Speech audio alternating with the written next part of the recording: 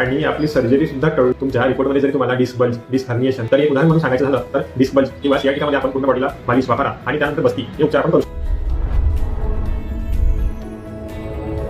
बऱ्याचदा रुग्ण मोबाईलवर एक्सरे आणि एमआरआयचे रिपोर्ट पाठवतात आणि विचारतात यावर काय उपचार होईल.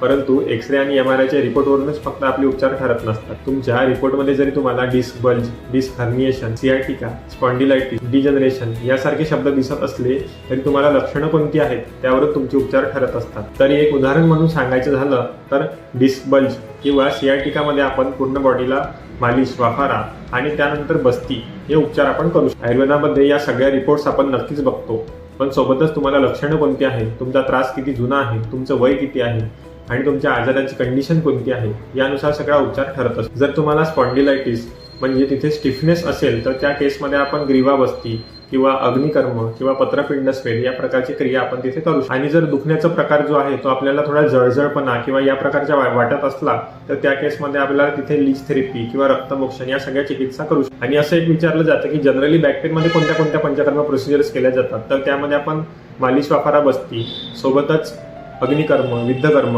लीच थेरपी, पत्रपिंड स्वेद किंवा ग्रीवा बस्ती, कटिबस्ती यांसारखे अनेक प्रोसिजर्स आपण करू शकतो. प्रत्येक व्यक्तीची एमआरआय रिपोर्ट किंवा एक्सरे रिपोर्ट जरी सेम दिसत असले तरी त्याचा उपचार मात्र पूर्ण वेगळा. एमआरआय रिपोर्टचा निश्चितच आपल्याला फायदा होतो, परंतु जर आपण आयुर्वेदिक पद्धतीने पूर्ण डायग्नोसिस केली आणि त्याच्याच पद्धतीने जर आपण ट्रीटमेंट केली तर निश्चितच आपल्याला फायदा दिसून येतो आणि आपली सर्जरी सुद्धा टळू शकते. जर आपण कंबरदुखी किंवा इतर आजारांपासून त्रस्त असाल तर नक्कीच आयुर्वेदाचा हात धरा आणि खाली दिलेल्या नंबरवर संपर्क करा.